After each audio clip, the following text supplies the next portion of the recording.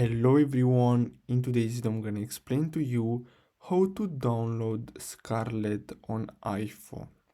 So the first step is to simply go to scarletios.net, and then what you're gonna have to do next is simply click on download Scarlet iOS.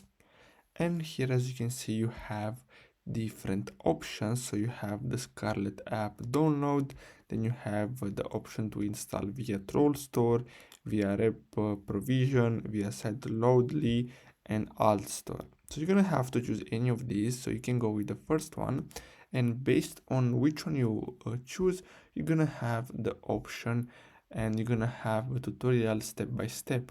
So as you can see, how to install a Scarlet iOS app. So launch the Safari web browser on your iOS device and ensure a stable internet connection.